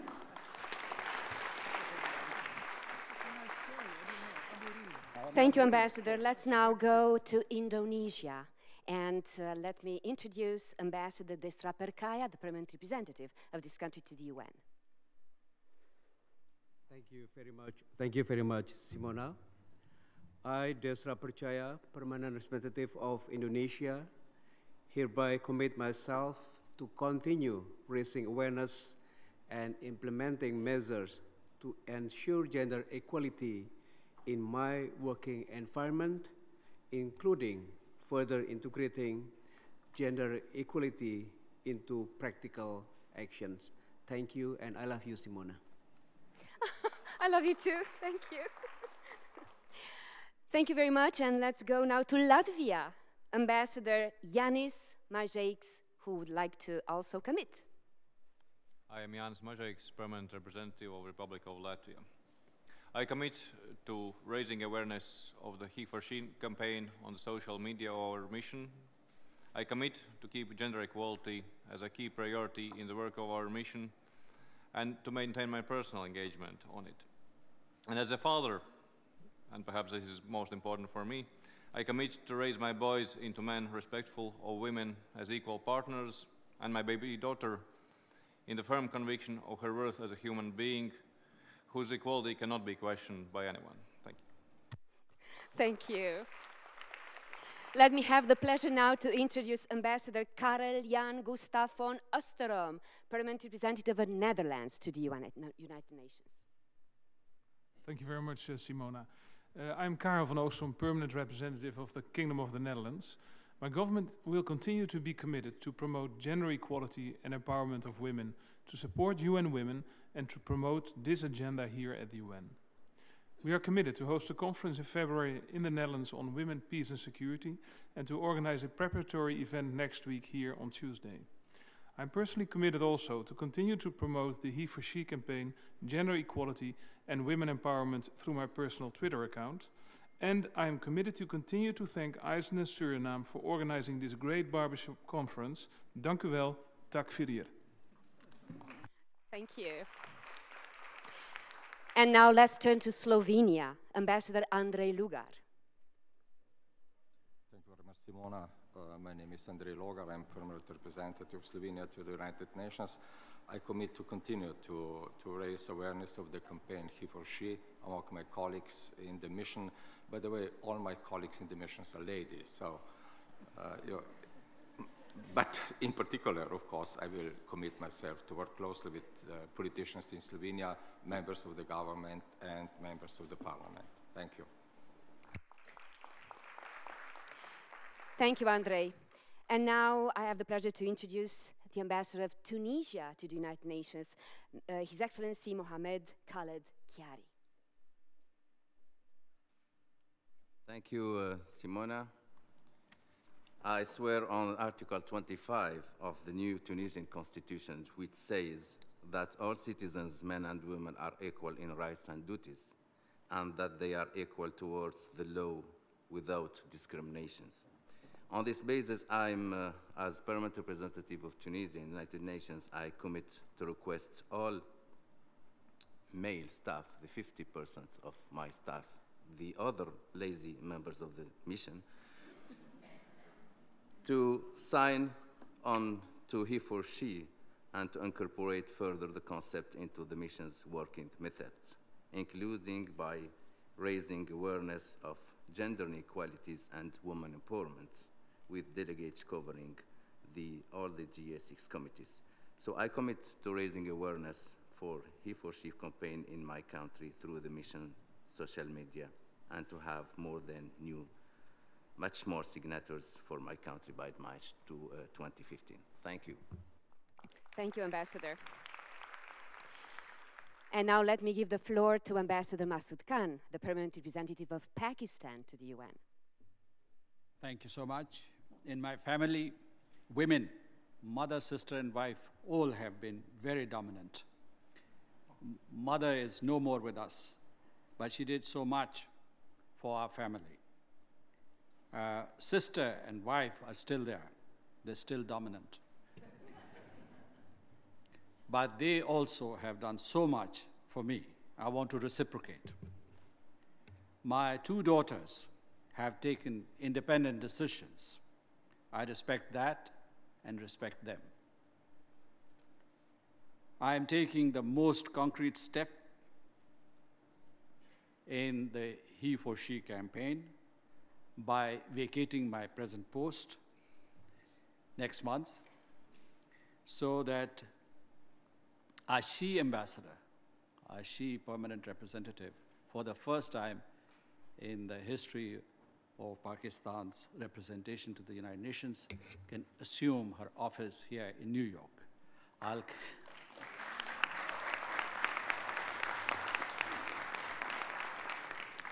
I'll continue to work for gender equality and gender equity. Thank you.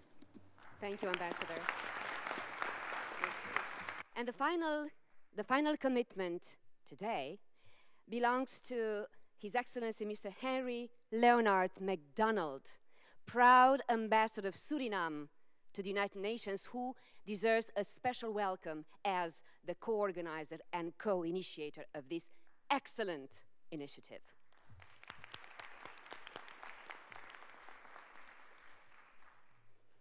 Thank you very much, Simona. A he for she is simply a man who supports women's human rights.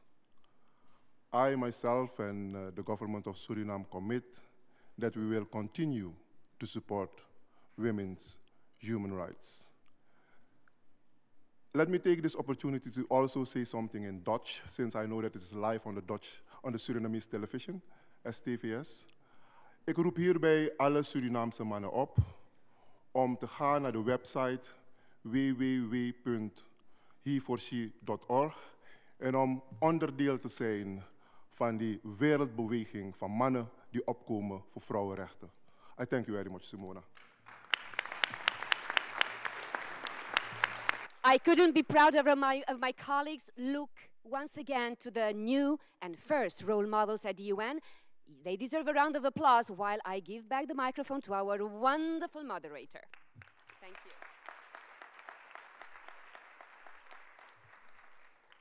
So, how do you wrap up an extraordinary conference, an historic conference at the United Nations? That job is way above my pay grade. So, I will hand over the microphone to somebody who has the appropriate status and title. Madam Phumzile, UN Women Executive Director.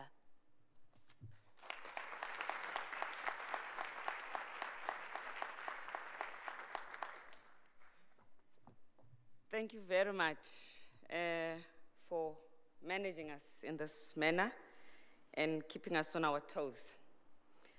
I want to start by adding my own definition of barbershop, a place where I was told men discuss sports, they discuss politics, and they discuss women not in an unflattering manner. So in changing the discourse of the discussion of the men in the barbershop about women, it has to be about addressing gender equality, and it should not be in an unflattering manner. So these are the leaders of that movement of changing the discourse in the barbershop. I want to thank the governments of Iceland and Suriname for this great initiative, the support that we received also from the government of Turkey. Thank the many PRs who came forward and were actually shop stewards for this conference. I saw PRs doing real work, running around, writing down, reporting. It was really wonderful to see the unity of purpose. And of course, also doing something they do so well, addressing us and being thought leaders as their jobs require. So thank you to those that made their commitments now in this session. I also want to thank our speakers and the many panelists who were brilliant since yesterday. I want to remind us of something that was said by Professor Michael Kimmel yesterday, who reminded us about the importance of being aware of privilege, especially a privilege that you don't deserve because you did not work for and you don't even want, like patriarchy, but nevertheless, it is your burden. And the least you could do is to make sure that you engage with the changes that would make sure that that privilege does not work against other people. And that is what we are building here. Among some of the excellent interactions and the sessions that we had also was a session where we unpacked patriarchy and the negative effects it has on both men and women. And of course, another question was also, what is the positive impact of patriarchy on men and women? That was a very interesting discussion because both men had to identify those advantages and women had to do that. The group for women, after spending a long time not knowing what to write and not agreeing, they said that the only advantage of patriarchy is that as women, they have much closer relationship with their children because of the stereotype role, the caring role that women are given. And then again, they scratched that because they didn't want to associate the word advantage with patriarchy. But it was a very interesting exercise because everybody was forced to think about some things that you take for granted. You think you know the story, but actually in the discussion it was clear that we can never stop learning. We have to continue to discuss these issues. So achieving gender equality is about disrupting the status quo and not negotiating it. It is about breaking the social norms and gender stereotypes that limit opportunities for women and girls and restrict men and boys to certain roles, many of whom also restrict men from being their best. We want to change the narrative as we leave this barbershop so that we do not talk about women as the vulnerable, but we talk about women as the resilient leaders that they are, and go further, take the practical action to ensure that women are in the places where they can demonstrate this resilience and play the roles in society that benefit themselves, their family, and all of us. As we leave today, we would like to see a process that will make more men to be the leaders of the Orange campaign, to be the ones that are talking louder and are taking action to address the issue of ending violence against women. In a way, they are the fresh face of the campaign, because I think women are already now regarded as the usual suspects. People expect us to say these things. By unleashing men to society, we're actually bringing the next group of combatants to address this issue, and hopefully to take it also to another direction in their own creative way, bringing their own strengths to this campaign. We also need to be aware that we live in a world that is full of prejudice. So all of the institutions that we live in, even if they've got noble principles such as the UN, have inbuilt prejudice, and patriarchy affects them. So we have to nitpick what is patriarchy in my institution and in the places that I work, and together like this, we highlight those things so that we can support one another on how we bring about changes in the areas that we are in. Because it's not enough to be a good boy and a good man in a bad system. Our challenge is actually to change the system, because it will always bring the good man down. I always like to remind us of what Nelson Mandela said: when good men do nothing, they conspire against women. So it is this action that we want.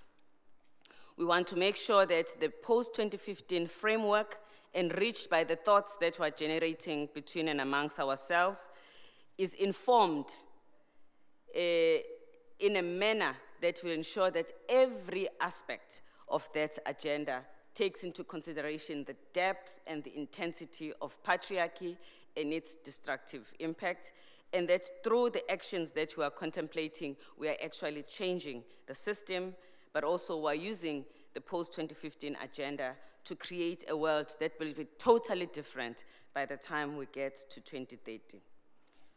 We want to make sure that when we are CEOs, we are leading in removing the glass ceilings. We are not asking women to break the glass ceilings. It's dangerous, because women will cut themselves on the glass. We are wanting to make sure that instead of women protesting against forced and early marriages, men just refuse to marry children. They must take the stand. We're throwing back the responsibility. We are saying that we want our good men to be the ones that fight for gender parity in institutions and just refuse to sit in a panel where there is no parity, except for today. We want men to denounce the illegitimacy of regulations that discriminate against women in their country and in society. That is why we have created the He for She platform, through which we are crowdsourcing this goodwill, so that together, you men and boys, and especially men mentoring also the younger boys, can share some of the stories and the good things that can be done to address this. We are in He for She, us as UN women, getting out of our comfort zone as well. Because we are UN women, our job can be narrowly defined as that of working with women. So what are we doing working with men? We realize that in the bigger picture, this is a joint responsibility of both sexes. So in He for She, step 1, we ask you to make a decision to commit to an active role to end patriarchy. So which means that even before a person signs and presses the button, even if you've done it, it's always good to reflect. It's important to reflect, what is it actually that I'm going to do different? Many of the people who have signed are already gender conscious. They don't beat up women, probably, I think, most of them. But there's much more that you could do, because we live in a system that is patriarchal. So everybody has some homework to do to support the change of the system. So if you are a CEO, you could address the gender pay gap. You can make sure that if you are at home, you can address the issue of unequal paid work and how it is distributed more to the women. There's a number of activities that all of us can undertake, so that by the time we sign, there's a program of action that you are implementing because you are a He for She. Because if we don't couple He for She signatory with action, we actually diminish the commitment that you are making. The height of this commitment is going to be the action and the consistency and the resilience that will come out of it. And of course, step 3, use the donate button generously. There is a donate button there. And of course, take the action and stay with the cause until we've been able to see the changes, because there was no revolution and fundamental change of society that is achieved in a short term. So we're in this for the long haul, and it's not going to be always nice. And sometimes we have to give up some of the privileges that we have. And we know that many of you would have thought about these things, and that is what is going to make you role models. And would like that you share your stories so that you can upload them on our website, so that through your stories, you'll be educating others. And we'd like to change these stories and continuously change the story so that every time you get into the website, there's a fresh story that you're going to read. And I'd love to read stories from the PRs as well, both your families, and the stories about what the changes that you are bringing at work. So he for she, through you, is very much open for business, and we hope that together with all the other formations of organizations that work on this issue, we're going to form a much bigger block of a solidarity movement that is taking the world forward and changing ourselves while we are changing the world. As we leave here, we would like you to make sure that you speak out, that you stand up, and that you create more barbershop conversations of this nature. Thank you.